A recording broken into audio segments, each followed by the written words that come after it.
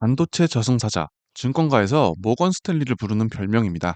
2021년 8월, 모건 스탠리는 메모리, 겨울이 오고 있다는 제목의 보고서를 냅니다. 당시엔 코로나 특수로 반도체가 최고 호황을 누리던 시점이었거든요. 그런데 모건 스탠리는 이때 공급 과잉을 미리 짚으면서 삼성전자와 SK 하이닉스 투자 의견을 전격 하향했고, 실제로 얼마 안 가 업계엔 진짜 혹한기가 찾아왔습니다. 그런데요, 이 저승사자, 사실 예언이 항상 맞았던 건 아니에요. 2024년 추석 무렵에도 똑같은 경고를 던졌었거든요. SK 하이닉스 목표 주가를 하루아침에 54%나 깎았죠. 그런데 그 후 AI 메모리 수요가 예상보다 견고했고, 결국 모건 스탠리는 1년 만에 스스로 예측이 틀렸다고 인정하며 목표가를 복구하는 해프닝을 겪었습니다. 한 번은 맞췄고 한 번은 틀렸다. 이번엔 어느 쪽일까요? 지난 7월 6일 모건 스탠리가 또 한 번 경고음을 울렸습니다. 그리고 바로 다음 날 삼성전자가 역대 최대 실적을 발표한 그날 코스피는 폭락했습니다. 그런데 사실 이건 시작에 불과해요. 이 경고 하나로 설명하기엔 지난 한 달간 한국 증시에서 벌어진 일들이 너무 복잡하고 너무 많았거든요. 반도체 랠리의 균열, 시장을 증폭시키는 레버리지 폭탄, 그리고 그 뒤에 숨어 있던 더 근본적인 문제, 이 시장을 떠받쳐야 할 누군가가 사라졌다는 사실까지 지금부터 하나씩 파헤쳐 보겠습니다. 일단 시간을 조금 더 돌려볼게요. 이 모든 균열이 왜 이렇게 크게 느껴지는지 이해하려면 먼저 이 랠리가 얼마나 화려했는지부터 봐야 하거든요. 6월 19일 코스피는 장중 9,385포인트를 찍습니다. 역대 최고치예요. 같은 시기 SK 하이닉스는 어땠을까요? 6월 25일 298만 7천 원까지 찍었죠. 시가총액은 사상 처음으로 1조 달러를 돌파했습니다. 국내에선 삼성전자 다음 아시아 전체로 봐도 TSMC, 삼성전자에 이어 세 번째로 1조 달러 클럽에 가입한 거예요. 그리고 6월 29일 청와대 영빈관 이재용 삼성전자 회장과 최태원 SK그룹 회장이 나란히 이재명 대통령 앞에 섰습니다. 여기서 나온 숫자가 정말 입이 떡 벌어지거든요. 호남 지역, 서남권에 반도체 메모리 팹 4기를 새로 짓겠다는 겁니다. 두 회사 합쳐서 약 800조 원. 시장은 당연히 열광했습니다. 그리고 이 열광에 기름을 부은 상품이 하나 있었어요. 5월 27일 상장한 삼성전자 SK 하이닉스 단일 종목 레버리지 ETF. 삼성전자나 SK 하이닉스 주가가 하루에 1% 오르면 2% 수익이 나도록 설계된 상품이에요. 반응이 어땠을까요? 한 달 조금 넘는 기간에 3배 넘게 몸집을 불렸습니다.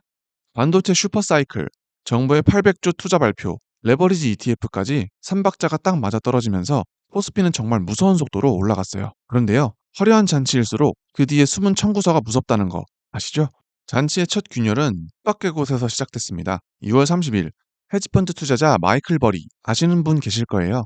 2008년 글로벌 금융위기를 미리 예측해서 영화 빅쇼트의 실제 모델이 된 사람이거든요. 이 사람이 자신의 서브스택을 통해 엔비디아를 비롯해 어플라이드 머티리얼즈, 테슬라, 반도체 ETF 속스, 캐터필러 등의 새로운 공매도 포지션을 공개합니다. AI 반도체 시장을 정면으로 겨냥한 거예요. 그런데 그가 이 공매도의 근거로 지목한 게 다름 아닌 삼성전자와 SK 하이닉스의 800조 원 투자 발표였습니다. 버리는 이렇게 말했어요. 오늘날 주가 상승의 직접적인 원인은 한국에서 발표된 대규모 지출이다. 그러면서 이어지는 말이 섬뜩합니다. 종말의 시작이라고 본다. 이제 시간 문제일 뿐이다. 한국의 역사적인 투자 발표가 오히려 그에겐 정점의 신호로 보인 거예요. 버리가 근거로 둔 지표도 하나 짚고 갈게요. 필라델피아 반도체 지수가 200일 이동평균선보다 무려 65% 높은 수준에서 거래되고 있다는 거예요. 이 정도 괴리는 2000년 닷컴 버블 붕괴 이후 처음이라는 거죠. 그러면서 그는 역사적으로 이런 비슷한 상황이 반복될 때마다 반도체주가 30% 넘게 하락하는 경우가 많았다고 짚었습니다. 그리고 또 하나, 올해 코스피에서 발동된 사이드카가 벌써 31차례. 이게 얼마나 무서운 숫자냐면 2008년 글로벌 금융위기 당시 발동됐던 26회 기록을 이미 훌쩍 넘어선 거예요. 리먼 사태보다 브레이크를 더 자주 밟은 한 해. 이게 지금 우리가 서 있는 시장입니다. 균열이 시작된 거예요.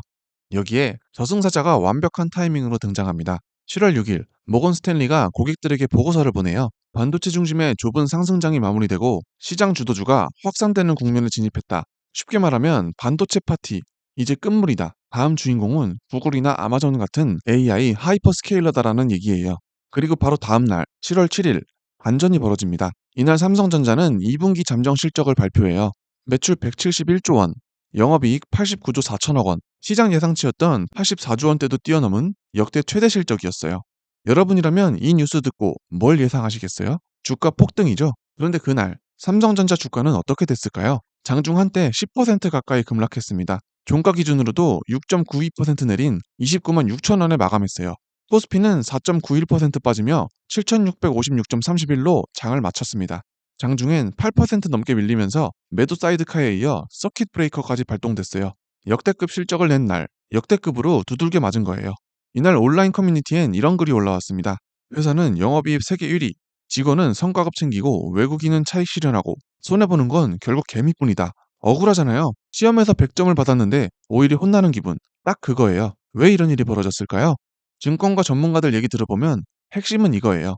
영업이익은 예상치를 웃돌았는데 매출액이 시장이 기대했던 수준을 살짝 밑돌았다는 거죠. 여러분이 맛집에 갔다고 생각해 보세요. SNS에서 극찬을 봐서 기대치가 하늘을 찔렀어요. 근데 막상 먹어보니 맛있긴 한데 그 정도는 아니네. 이러면 실망하잖아요. 객관적으로 맛있어도요. 지금 삼성전자가 딱 그 상황인 거예요. 그동안 주가가 너무 빨리, 너무 높이 올라와 있었던 거죠. 그러니까 이 실적 발표를 더 좋아질 일이 남았나를 확인하는 자리로 본 거고, 확인이 안 되니까 정점 지난 거 아니야? 하는 피크아웃 공포가 터진 거예요. 그래서 외국인을 중심으로 차익 실현 매물이 쏟아졌습니다. 7월 7일 하루에만 외국인 순매도 2조 9천억 원대. 이날까지 13거래일 연속 팔자였어요. 13일 연속, 그러니까 2주 가까이 한 하루도 안 쉬고 팔았다는 거죠. 두 번째 균열은 앞서 말씀드린 그 레버리지 ETF에서 터졌습니다. 시소 두 개를 겹쳐놓았다고 상상해 보세요. 밑에 있는 시소가 삼성전자나 SK 하이닉스 주가고 그 위에 또 하나의 시소가 얹혀 있는 거죠. 밑에 시소가 살짝만 움직여도 위에 있는 시소는 그 두 배로 흔들려요. 문제는 이 위에 있는 시소가 매일 저녁마다 자기 균형을 다시 맞추려고 한다는 거예요. 일일 리밸런싱이라고 하는데 주가가 오른 날엔 추가로 사들이고 내린 날엔 추가로 팔아치우면서 균형을 맞춰요. 그런데 삼성전자와 SK 하이닉스 이 두 종목이 코스피 시가총액의 절반 이상을 차지하거든요.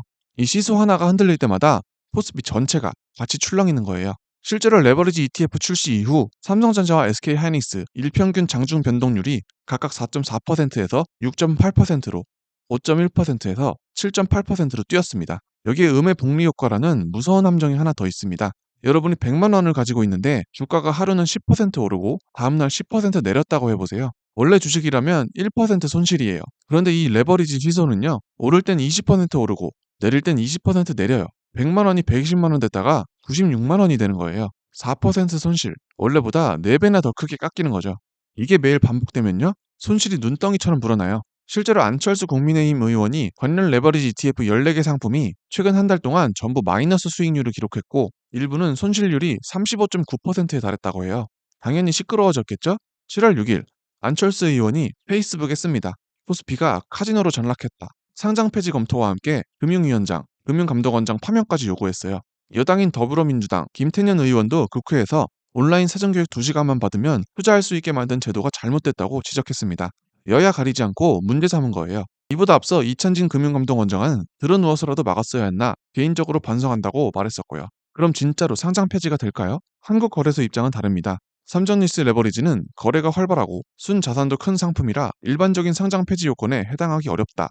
보통 ETF 상장 폐지는 거래가 부진해서 이뤄지는데 이 상품은 거래가 너무 활발해서 문제인 정반대 상황이라는 거예요. 말은 상장 폐지까지 나오는데 실제로는 쉽지 않다. 이 온도 차이 기억해 두시면 좋을 것 같아요.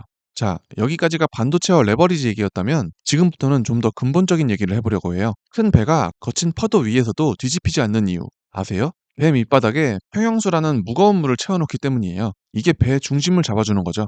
증시에도 이런 평형수 역할을 하는 존재가 있어요. 단기적으로 시장에 눌러앉아 주가가 떨어지면 사고 오르면 파는 이른바 강한 손이에요. 그런데 지금 한국 증시에서 이 평형수가 빠지고 있습니다. 먼저 외국인, 올해 코스피 누적 순매도 규모가 이미 160조 원대에 달합니다. 6월 19일부터 12거래일 연속 팔자를 이어갔고요. 그야말로 실탄을 계속 쏟아붓는 거예요. 그럼 이 매물을 누가 받아냈을까요? 개인 투자자입니다.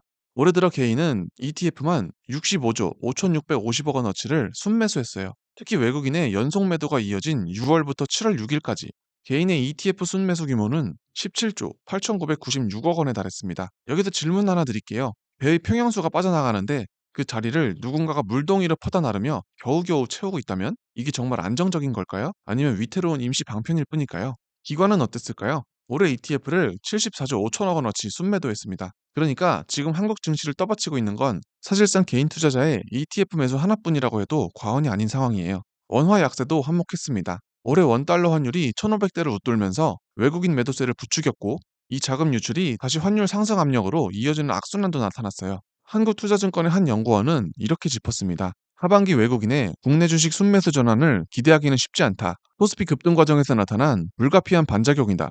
강한 손이 빠져나간 자리, 결국 누가 채워야 할까요? 시장의 마지막 안전판이라고 불리는 존재가 있어요. 바로 국민연금입니다. 그런데 이 국민연금이 지금 굉장히 곤란한 처지에 놓여 있습니다. 비유하자면 거대한 고래가 좁은 수족관 안에 있는 거예요. 몸을 조금만 틀어도 물이 사방으로 튀는 상황이죠. 무슨 얘기냐면요.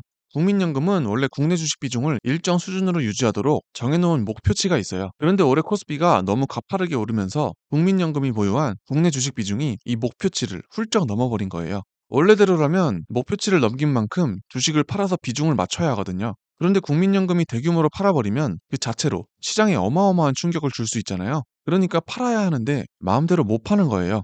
이걸 두고 홍춘옥 프리즘 투자자문 대표는 한 유튜브 채널에 출연해서 이렇게 말했습니다. 국민연금이 보유한 국내 주식을 매도해야 하는데 시장의 변동성이 크고 불안해서 못 팔고 있다. 숫자로 볼게요. 국민연금의 국내 주식 목표 비중은 원래 14.9%였는데 5월 28일 실제 비중과의 괴리를 줄이기 위해 20.8%로 올렸습니다. 그런데도 홍 대표 추산에 따르면 실제 보유 비중은 약 30%까지 높아졌을 거라는 거예요. 그리고 7월 1일 유예됐던 리밸런싱이 결국 재개됩니다. 시장에서는 매도 폭탄이 터진다는 우려가 컸어요. 그런데 실제 첫날 국민연금이 코스피 시장에서 순매도한 금액은 얼마였을까요? 한 2,178억 원. 우려했던 규모에 비하면 아주 조심스러운 첫걸음이었습니다. 국민연금이 하루 매도 한도 자체를 대폭 줄였거든요. 기존 당월 10 영업일 동안 최대 50bp 조정하던 규칙을 당월 20 영업일 동안 최대 25bp 조정으로 완화하면서 하루 매도 규모를 4분의 1 수준까지 낮춘 거예요. 그런데요, 이게 끝난 게 아니라는 게 진짜 문제예요. 증권가 표산으로는 코스피가 8,500선일 경우 14조 7천억 원에서 51조 2천억 원, 9천선일 경우 37조 3천억 원에서 74조 4천억 원 규모의 국내 주식을 추가로 팔아야 하는 압박을 받고 있다고 봅니다. 지금 당장 다 파는 게 아니라 앞으로 계속 이 물량이 시장에 나올 수 있다는 뜻이에요. 정치권도 이걸 심각하게 보고 있습니다. 더불어민주당은 아예 국민연금이 급격한 시장 변동기엔 리밸런싱 자체를 한시적으로 유예할 수 있도록 하는 법 개정안을 추진하고 있어요. 김성주 국민연금공단 이사장은 리밸런싱이 폭탄이 될 가능성은 제로라고 손을 그었지만 시장은 여전히 이 고래의 다음 움직임을 예의주시하고 있는 상황입니다. 터질까봐 다들 긴장했던 폭탄이 일단은 불발탄으로 끝났어요. 그런데 이 불발탄 정말 안전하게 해체된 걸까요? 아니면 그냥 시한이 조금 늦춰진 것 뿐일까요? 자, 여기까지 들으시면 그럼 다 끝난 거 아니야? 싶으실 텐데요. 잠깐만요. 이 폭풍의 한가운데서 딱 하나 시장이 기대를 걸고 있는 카드가 남아 있습니다. 바로 SK 하이닉스의 미국 나스닥 ADR 상장이에요. ADR이 뭐냐면요. 쉽게 말해 해외 버전 주식이에요. 이번 상장 규모는 전체 발행 주식의 약 2.5%, 최근 시세를 반영하면 약 40조 원대. 국내 대기업의 미국 정식 상장으로는 2004년 LG 디스플레이 이후 22년 만의 도전입니다. 오는 10일 나스닥 거래가 시작될 예정이에요. 시장 반응이 어땠을까요? 7일 블룸버그 통신이 소식통을 인용해서 SK 하이닉스 ADR 공모가 몇 배 초과 청약됐다고 보도했습니다. 로드쇼에는 기관 투자자 약 1,000곳이 참여했고요. 대형 투자사 3곳이 최대 70억 달러, 약 10조 원 규모를 사겠다는 의향을 미리 밝혔어요. 전체 공모 물량의 약 4분의 1 수준인데 역대 최고 수준의 사전 투자 금액이라고 합니다. 참고로 2023년 나스닥에 상장했던 영국 반도체 기업 암의 경우 애플, 구글, 엔비디아 같은 빅테크들이 다 참여했는데도 사전 투자 의향 총액이 최대 7억 3,500만 달러였거든요. 그것과 비교해도 이번 SK 하이닉스는 파격적인 규모예요. 화이트 오크 캐피털의 한 투자 담당자는 이렇게 말했습니다. 미국 투자자 입장에선 한국 주식, 특히 메모리 반도체 종목은 상대적으로 희소하고 접근하기 어려운 자산으로 남아있다. 이 희소 가치가 수요를 뒷받침할 것이다. 그런데요, 여기서도 변수는 있습니다. SK 하이닉스 주가가 이달 들어서만 17% 하락했거든요. 그렇다 보니 지난달 말 290억 달러로 예상됐던 공모 규모가 280억 달러 안팎으로 줄어들 가능성이 있어요. 수요는 확실히 뜨거운데 정작 담을 그릇의 크기는 최근 변동성 때문에 조금 작아질 수도 있다. 이게 지금 이 상황이에요. 정리해 볼게요. 한 달 전 6월 19일 코스피 전고점 9,385, 7월 7일 종가 7,656, 딱 18% 빠졌습니다. 같은 기간 삼성전자는 21%, SK 하이닉스는 26% 밀렸어요. 저승사자 모건 스탠리의 경고, 마이클 버리의 공매도, 레버리지 ETF발 변동성 폭탄, 13거래일 연속 외국인 매도, 그리고 이 모든 걸 지탱하던 강한 손의 부재까지 겹겹이 쌓인 낙지였습니다. 여기에 국민연금이라는 마지막 안전판마저 조심스럽게 물러서고 있는 상황이고요. 그런데요, 여기서 한번 반문해 볼 필요가 있어요. 정말 이 모든 게 반도체 슈퍼사이클이 끝났다는 신호일까요? 대신증권 이경민 연구원은 이렇게 짚었습니다. 국내 증시 급락세에서 펀더멘털 둔화 우려가 제기되고 있지만 현실화되고 있지는 않고 있다. 오히려 실적 개선과 전망치 상향, GDP 성장률 상향 등 펀더멘털 호조가 가시화되는 상황이다. 키움증권 한지영 연구원도 비슷한 얘기를 해요. 포스피선행 PER이 6.4배까지 내려가며 금융위기 이후 가장 낮은 수준을 기록했다. 이 정도 낙폭은 그만큼 비이성적이고 과도함을 보여준다. 지금은 투매보다 홀딩 전략이 더 나은 선택지다. 물론 반대 목소리도 있어요. 마이클 버리는 여전히 공매도 포지션을 유지하고 있고 모건 스탠리도 단기적으로는 반도체 비중 축소를 권고하고 있으니까요. 그러니까 지금 시장은 팽팽한 시소 위에 서 있는 거예요. 한쪽엔 반도체 사이클이 끝났다는 공포, 다른 한쪽엔 실적은 여전히 견조하다는 팩트, 그리고 이번 주 목요일 10일 SK 하이닉스의 나스닥 상장이라는 새로운 시험대가 기다리고 있습니다. 이 모든 불확실성 앞에 여러분이 꼭 기억하셨으면 하는 게 몇 가지 있어요. 첫째, 변동성이 이렇게 큰 시장에서 레버리지나 인버스 상품은 정말 위험합니다. 두 배로 벌겠다는 욕심이 두 배 이상의 손실로 돌아올 수 있다는 걸 우리는 지난 한 달간 두 눈으로 똑똑히 확인했으니까요. 둘째, 단순히 외국인이 오늘 좀 샀다더라 같은 뉴스에 흔들려서 따라 들어가지 마세요. 그게 조 단위의 의미 있는 순매수인지 아니면 헤지펀드 단기 트레이닝에 불과한지 구분하는 습관을 들이시는 게 좋습니다. 셋째, 국민연금이나 외국인 같은 실질적인 수급 주체가 다시 시장에 돌아오는지 이걸 계속 지켜보시는 게 좋습니다. 이게 지금 이 변동성 장세가 언제쯤 진정될지를 알려주는 신호등이 될 거예요. 여러분은 지금 어느 쪽에 서시겠어요? 화려한 숫자에 흔들리지 않고 자기만의 속도로 가는 것. 그게 지금 이 변동성 장세를 건너는 가장 현명한 방법이 아닐까요?